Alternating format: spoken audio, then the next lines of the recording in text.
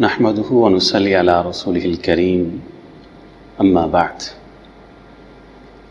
ایک سوال ہے کہ نبی علیہ الصلاۃ والسلام کی قربانی کیسی تھی؟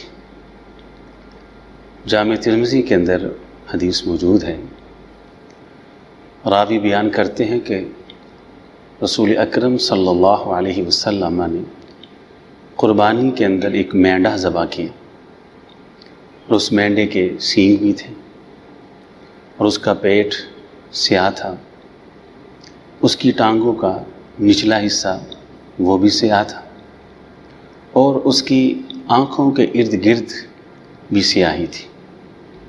تو مدینہ طیبہ کے اندر رسول اکرم صلی اللہ علیہ وسلم کی قربانی یہ تھی۔ اللہ تعالی ہمیں سمجھ کے عمل کی توفیق عطا فرمائے۔ وآخر دعوانا الحمد للہ رب العالمین۔